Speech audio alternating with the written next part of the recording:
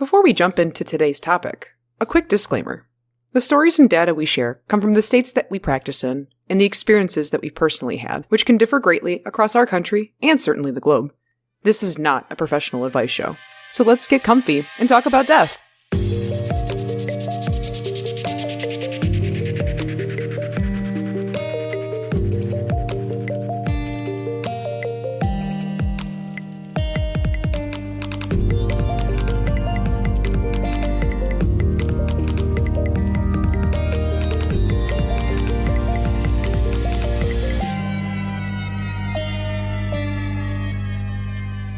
Hello, and welcome to Mort Mike, a down-to-earth discussion on death and dying.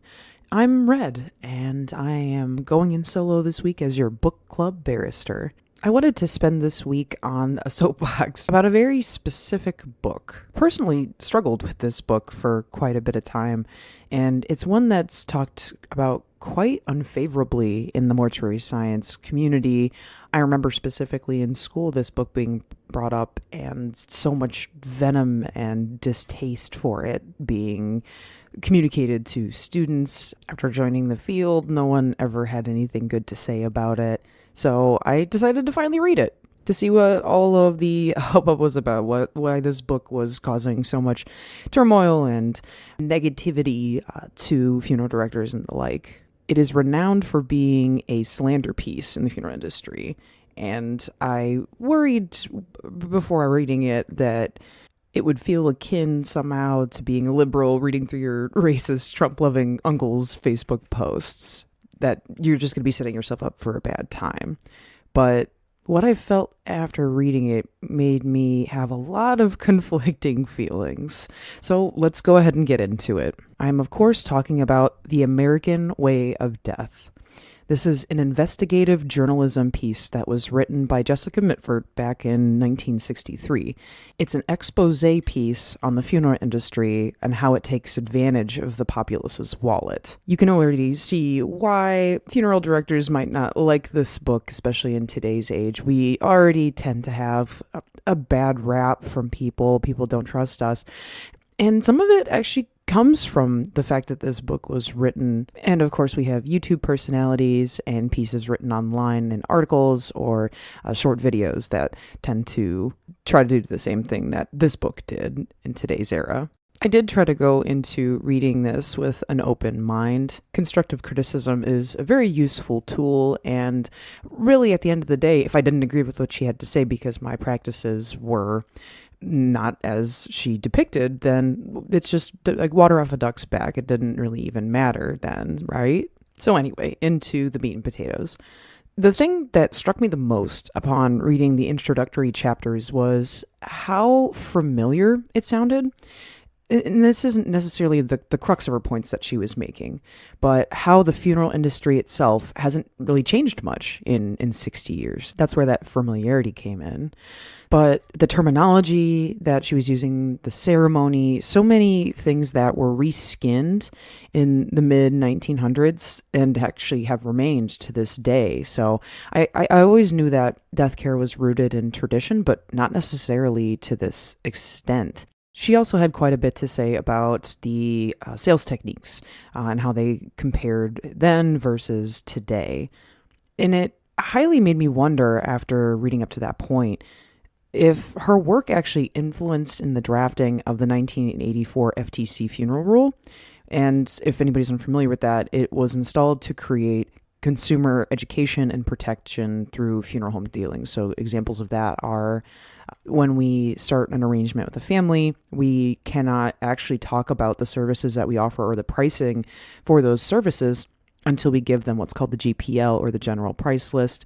Likewise, with the casket selection price lists and the vault selection price list, we cannot actually show them those items or talk about their prices until we're able to give them those documents. There's a whole huge handbook that we have access to and have to follow for many different things, but that's just a short example. I actually had stopped reading the book a few chapters in order to jump over to her revised release of the book, which was aptly titled the same, but just with revised at the end. And that version actually came out in 2000.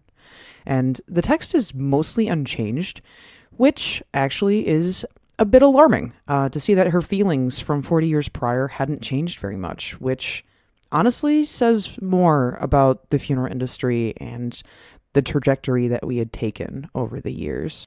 One of the most striking things to me was the call out to the vocabulary the industry had introduced a long time ago as part of a rebrand. So things like coffin to casket, removal to transfer, body to guest of honor, passed instead of died, and the list goes on.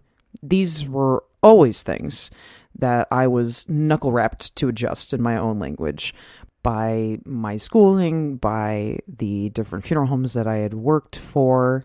I had always been taught that it was meant to be more endearing, empathetic, more soft, but it got me to thinking, does creating new language like this just create a larger gap between our families that we serve and what death really is?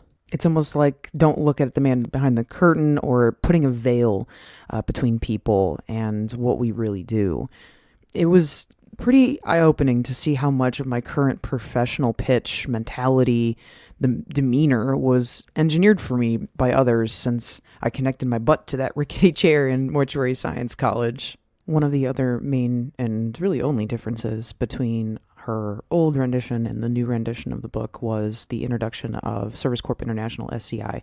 This is, as the name implies, an international corporation that oversees funeral goods, services, and cemetery properties across the U.S. and even beyond into other countries.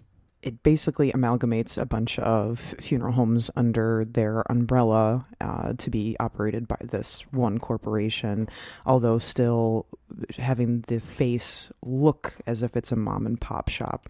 And just for those out there that might be interested to tell the difference, because they will never be listed as SCI on their signs, they will have like a tree on their signs, or you'll see Dignity Memorial listed somewhere like on their website or anything like that. And that's how you know whether it's corporate owned or family owned. And I don't have to be the one to tell you that corporate world stuff isn't always in the best interest of the people. Even in the funeral industry, Service Corp International is often looked quite down upon by like family-owned firms and the like, especially because they tend to buy out mom and pop shops that are like struggling to pay their bills, and they'll just buy them out to keep the face in the community, because people more often than not are going to choose a funeral home based on the fact that they have history with them, that they used them before. So they definitely play upon that in their buying out of these funeral homes. While reading, I found myself going back and forth mentally on the merits of funeral cost. It's hard to balance what's fair when you have to consider the staff you have to pay, the facilities that are rented, the equipment needed for the ceremony to go off, the training that goes into everything.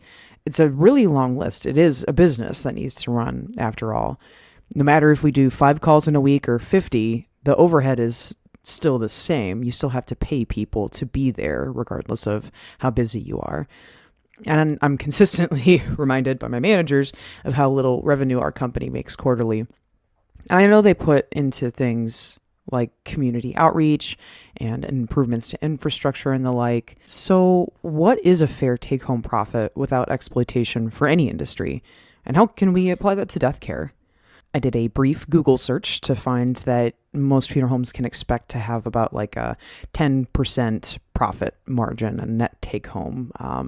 And there are some that drive it up for the industry, more so the corporate funeral homes like SCI, Service Corp International, since they have a larger pool across the United States to have those numbers pull from. So that could adjust a bit higher, up to like even a 30% profit margin. A quick look at even Wikipedia page for SCI shows that in 2006, they actually reduced their debt so severely by like 1 billion and like increased their cash flow and stuff. So that's why SCI tends to throw this net take home off for other funeral homes. So I like to throw that number out the door and look more at the mom and pop take home. But realistically, we're looking probably more around that 10%.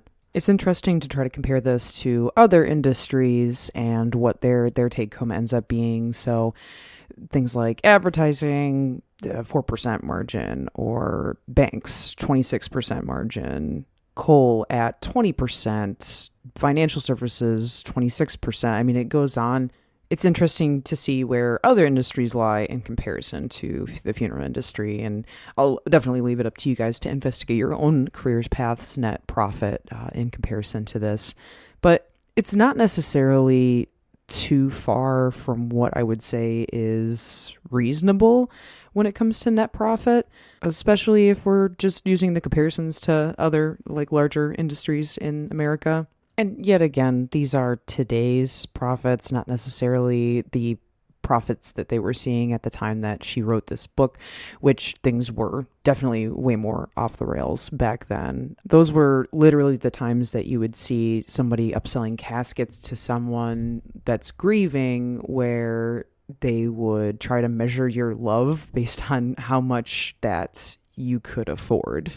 And that was the sales tactic. Like, Mrs. Smith, if you want your neighbors and your friends and the rest of your family to know that you actually cared about your husband, don't you think he would be more comfortable in this bronze casket instead of this simple pine box? That type of thing.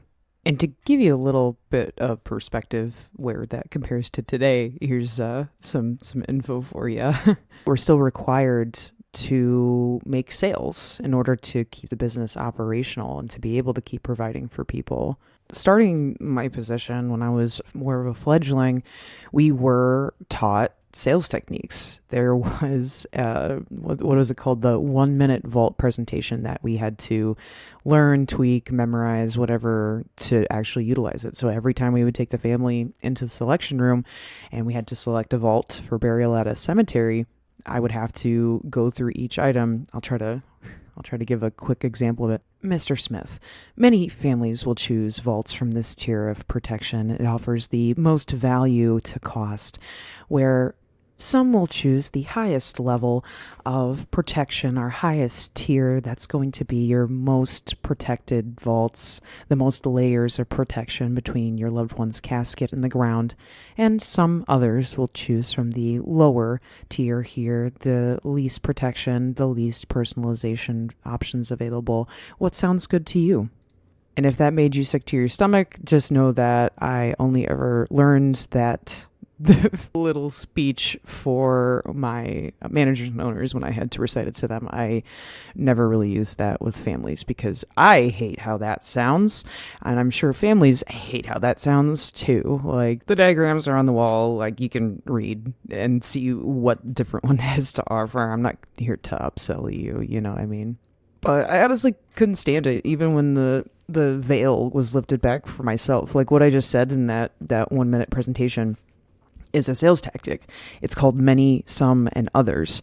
And the logic behind it is that many families want to be like many people. A lot of people choose like a midline. They don't want to have the cheapest thing, but usually don't want the most expensive thing either. So a lot of people will choose to just stay in the midline and be like many others.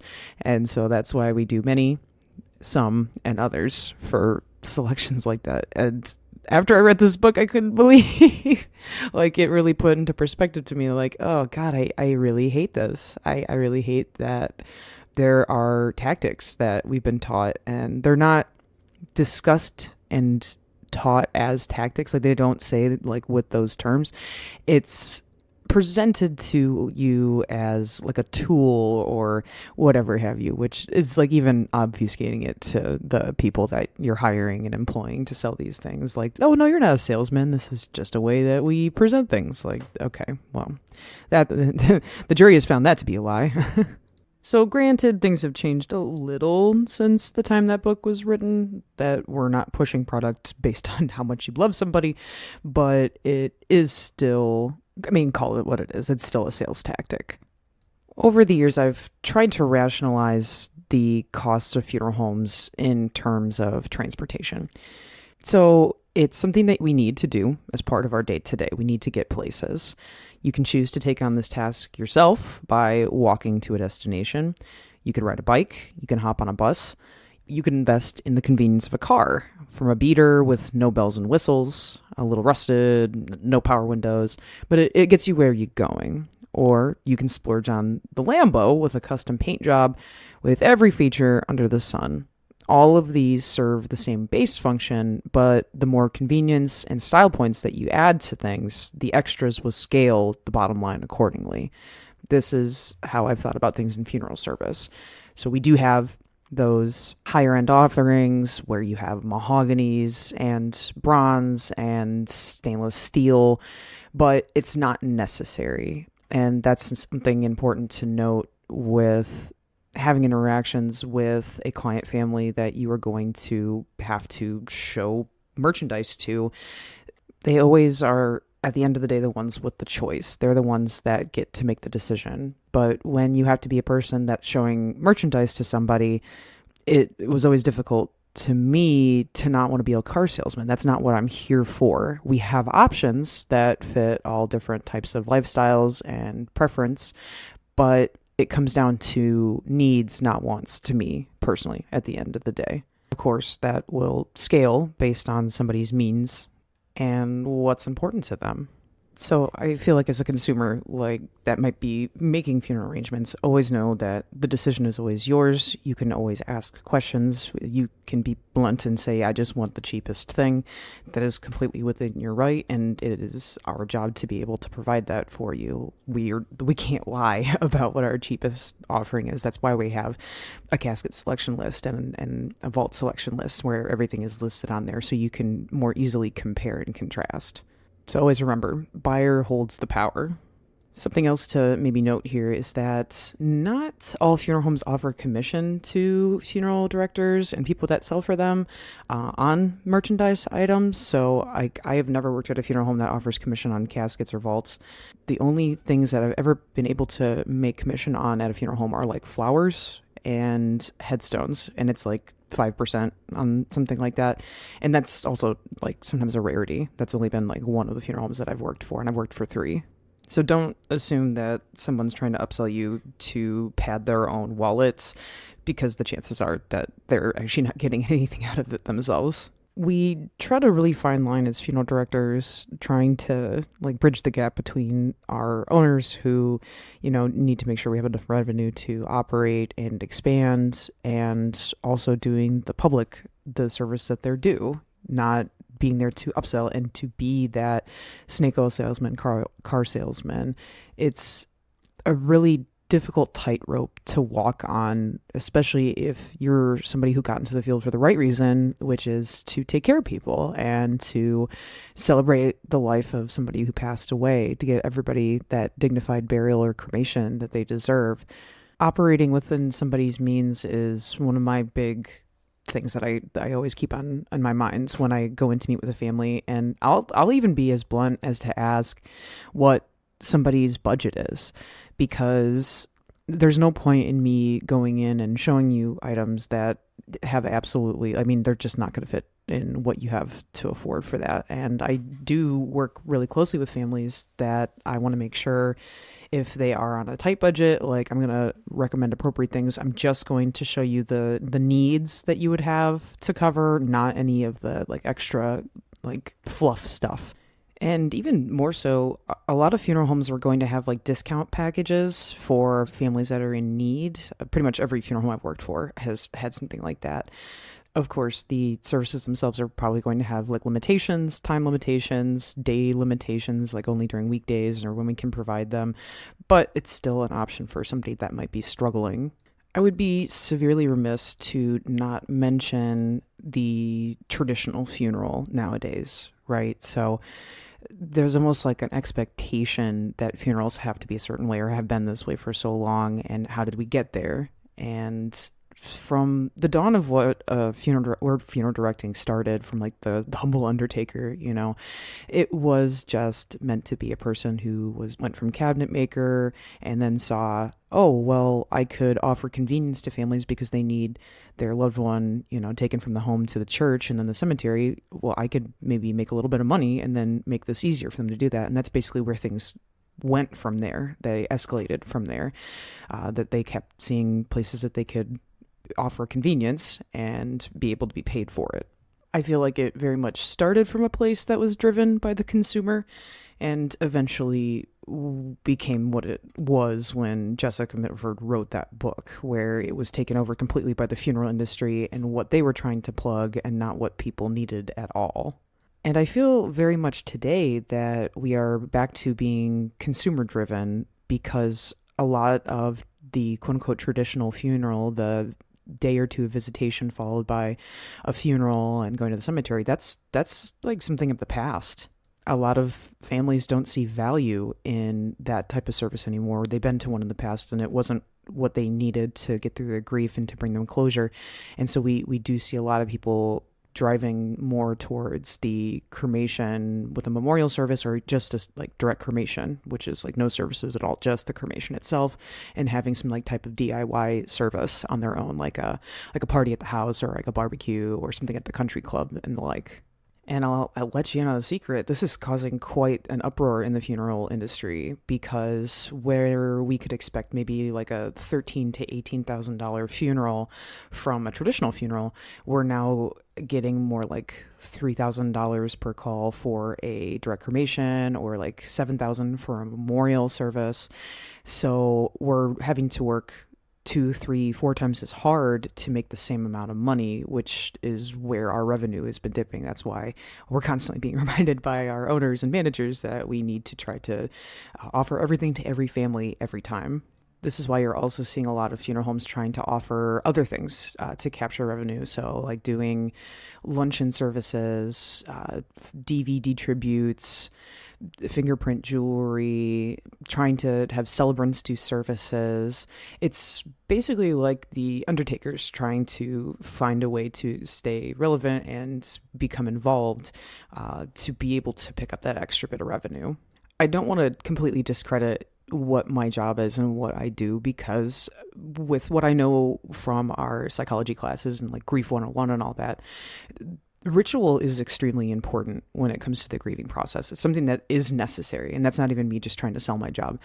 But you can do ritual in 1,000 different ways. It doesn't have to be a traditional funeral. You don't have to feel to be pushed to that. Your funeral can look like whatever it is. Grieving process is different for everybody. Closure looks different for everybody. So you could still have a direct cremation, but just maybe have prayers when you come in to get the urn, or having that backyard barbecue. Like, that's still closure and ritual.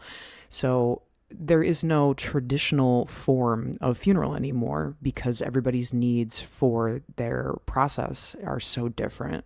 But I do know on larger orchestrated service types that it is helpful to have somebody there to run things. So for example, we do have a lot of people that do the direct cremation and then they just go do the church on their own without the funeral home present. And I actually just had a family the other day that was a repeat customer. You know, their other parent had died and they were like, oh, we don't want to repeat of last time. It was such a mess. They only had 30 minutes before the actual mass to get to church, and they had to set everything up, and they had to still also try to say hello to all their guests. They weren't able to be present for their grieving process because they were the funeral directors for their own service. So I would say if there's any type of like large orchestrated service, it would be helpful to have a funeral director. Or if you think that you're going to have your own funeral that's led by your family, like I just had the other day too, it ends up being super awkward because there's not like a main MC trying to lead you through things. You need to be present in those services. You need to be able to be present for your grief. So I'll put my foot in the door for that one. If you are going to have a larger service like that, maybe paying a funeral director or funeral home to be present would be beneficial, but it doesn't have to look like that. Your funeral ritual can look like whatever you need it to look like, and that doesn't always require a funeral home to be present. I just please urge people to have some sort of ritual, even if it's on your own and you light a candle every day and say a prayer, think about memories of your loved one. We, like psychologically, we have to have that to be able to work through grieving process. And you might not notice it now, but in 10 to 15, 20 years, when all this complicated grief starts to pour out because you never dealt with your grief, then there's a problem. So just food for thought, I suppose. Well, this episode turned way more into my own expose piece of the funeral industry and not so much about Jessica Mitford's book, but it this came because of me reading her book and looking inward on my own industry and how I interact within it, and seeing those little things that that's just how they were. That's just how I was taught, and you don't think twice about it. But now you're able to take that microscope and look at it and be like, oh, so this is why all of these things are the way that they are. And it really was an eye-opening experience. I think the main thing to remember here is the education of the consumer and the willingness of the seller to be transparent, not oversell past customer needs and expectations, and offering a wider range of services and merchandise that actually gives people a freedom of choice. The devil isn't necessarily your local funeral director, but after reading this book, I really do believe that there are those higher up that have been controlling the industry for decades, and that's been leading us down the wrong path. It's taking death in the wrong direction. Books like this are necessary to disseminate what is usually typically obfuscated information to the general masses. This was a huge thought-provoking piece, and I feel like I could go on and on about the changes of my views of the industry that I find myself in after I read it. I wrestled with the concepts that I had always just known as fact, but that's the wonderful part about it. Having something that adds to your experience and changes your worldview and makes you look inward is just a beautiful thing in and of itself. And I think that putting yourself in an echo chamber, especially about a career path, it doesn't help you progress to be better at your job or actually be able to help more people. So this book making me feel feelings about what I do was a great gift to myself. Some of the content in the book isn't relevant anymore or applicable to all funeral homes in different demographics, and I don't necessarily agree with everything that she says, being a person that's outside of the industry, but it's definitely still worth the read nonetheless, whether you're just a dude being a guy or somebody actually in the field. Weird side note that I thought was kind of interesting. The very back of the book listed different low-cost alternative options, like cremation societies. And it's funny to me that there was a number in there from an old funeral home that I worked for. They actually were listed back there. So I definitely at least worked in different aspects of the fields, offering various cost services to families. So that was kind of good to see. So all in all, read the book. Whether you're in or out of the industry, you can probably learn something from it. And also don't immediately go firebomb your local funeral home, because the people that I've worked with my entire life, I can't even list one person that I would say really isn't in it for the right reasons. We are here mostly to do good. It's just maybe look at the corporation aspect of it. That's the problem. And that's why we lobby and have laws passed, like the FTC funeral rule. So with that's going to be it this week on Mort Mike. Connect with us on our socials at Facebook and YouTube at Mort Mike Podcast. And if you have any suggestions on topics you'd like to hear about or burning questions you may have about death, shoot us an email at mortmikepodcast@gmail.com.